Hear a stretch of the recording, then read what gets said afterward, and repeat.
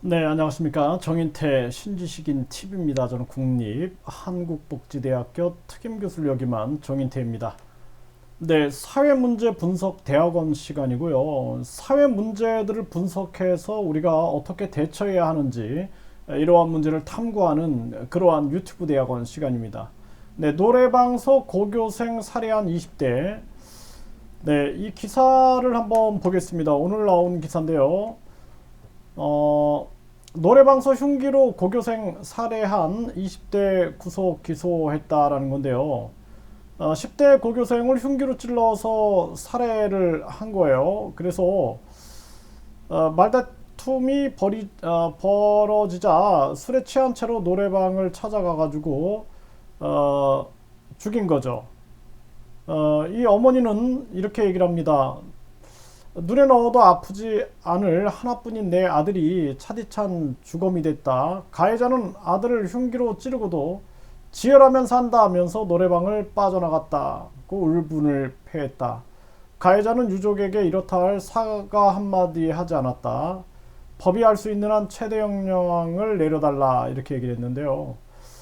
사실상 이런 문제가 터지게 되면은 마음이 아픈 거죠. 누굴 탓하겠습니까? 네. 뭐 요즘에 이런 사건들이 굉장히 많이 터져요. 그래서 이런 게 다 뭐냐면 감정 조절을 못 하는 겁니다. 그리고 상대방의 입장에서 생각해 보지 못하는 거예요. 그러니까 여러 방면을 생각하지 못하는 거죠. 그러니까 자기 중심성으로 생각하는 거예요. 그래서 우리가 인간의 발달이라는 것이 유전적인 영향을 받고 태아기 때도 많은 영향을 받죠. 그래서 태아기 때도 이 좋은 환경에 있어야 되는 거예요. 임신 중에 음주, 흡연, 또 남편과의 다툼, 스트레스, 뭐 이런 것들은 발달에 부정적인 영향을 미칠 수밖에 없겠죠. 약물이라든지. 그래서 이 유아기 때 또 발달, 유아기 때 가장 중요한 발달 중에 하나가 감정을 조절하는 발달과 자기 중심성에서 벗어나는 겁니다. 자기 중심성에서 벗어나서 다른 사람의 입장에서 생각해 보는 거거든요.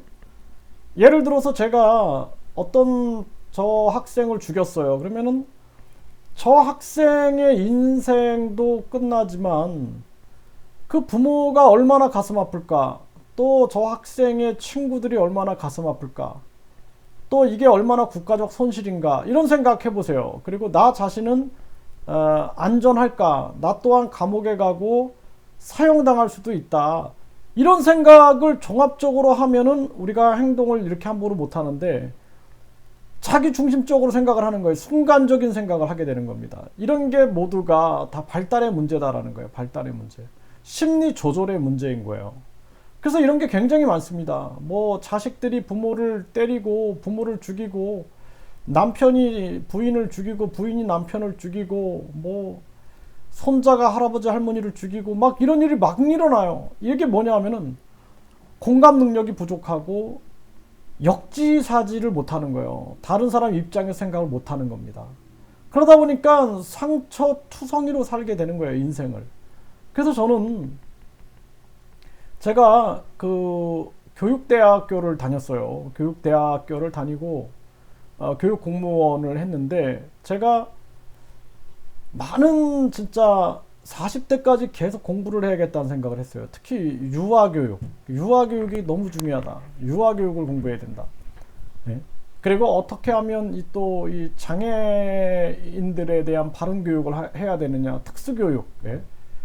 그리고 또 이 심리치료, 특히 놀이치료, 심리치료를 통해서 인간의 발달이라는 것이 무엇인가, 그리고 또 이 사회복지, 인간의 사회복지적인 문제, 또 뭐 평생교육이라든지 이런 인간의 종합적인 공부들을 제가 하면서 느꼈던 것이 결국에는 이게 발달의 문제다. 발달의 문제이기 때문에 우리가 유아 교육이 인류 행복과 세계 평화에 기여한다라는 것을 저는 알게 된 거예요. 왜냐하면 6살 이전에 아이들의 인격, 성격, 지능, 도덕적인 자세, 학습 태도 등이 거의 다 결정된다라는 거예요. 6살 정도만 되면 성인과 말싸움에서 거의 지지 않습니다, 아이들이. 그 굉장히 중요한 시기죠.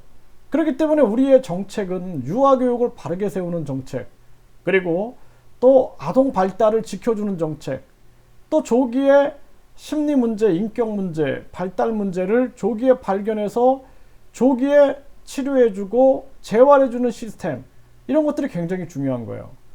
앞으로 저는 지금 20대나 이 고교생 이 세대들이 스마트폰이라든지 컴퓨터, 게임, 이런 핸드폰, 이런 것들을 굉장히 많이 한 세대입니다. 그렇기 때문에 감정 조절을 잘 못하는 거예요. 그래서 게임을 하는데 엄마가 그만해 막 하니까 엄마를 죽여버리는 거예요, 그냥. 참 신기하죠. 네, 어쩌다 이런 세상이 된 겁니다. 그래서 과거에는 밖에 나가서 뛰어놀고 사람과 부딪히면서 감정을 조절하고 또 상대방의 감정을 이해하고 깊은 감정의 세계를 누리게 되는 건데, 그런 것들이 부족한 거예요. 깊은 우정, 깊은 사랑, 깊은 신뢰, 이런 것들이 없어져 버리는 거예요. 그냥 충동적으로 사람을 죽이고 성폭행을 하고 속이고 사기를 치고, 이런 것들이 난무한 세상이 됐다라는 것입니다. 그래서 우리는 이러한 사회 문제를 유아교육에서 찾아야 되고, 또 잘못된 사회 문화, 그래서 우리가 학벌주의, 특히 그러니까 유아기 때부터 학벌에 목매어 가지고 아이들이 진정 놀아야 할 시기에 공부를 시키고 스트레스를 주는 그러한 환경들, 이런 것들을 제대로 뽑아내야 된다. 그리고 가장 중요한 것은 인성교육인데, 이 인성교육이 가정에서부터 일어나서 학교, 사회, 평생에 걸쳐서 전개되어야 된다는 거예요.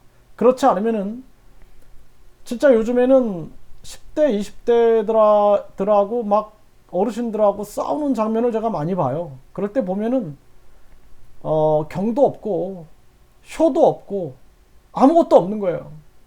그냥 짐승 같아요, 짐승. 그래서 인간이라는 존재가 인성이 없으면 짐승처럼 살아가는 겁니다. 그렇기 때문에 우리가 이 사회 전체를 황금 만능주의, 학벌주의, 외모지상주의, 출세제일주의, 여기서 무너뜨리고 사람으로서 살아가는 가치, 홍익정신, 인간을 널리 이롭게 하라 라는 정신을 가지고 우리 사회가 다시 바로 서야 된다. 정말 도덕이 재건돼야 된다. 도덕 재건 운동이 벌어져야 된다. 저는 그런 생각을 합니다. 정치가 개판인 이유도 다 이렇게 유아교육, 가정교육, 학교교육, 사회교육 전체가 무너졌기 때문에 정치도 개판인 거예요. 그래서 앞으로는 정말 무서운 정치 시대가 열릴 것이다. 소시오패스들이 정치하는 시대 이미 왔죠. 양심의 뇌가 없는 자들이 정치해서 국민들이 고통을 받으면 게임하면서 즐거워하는 그런 정치의 시대가 열린다.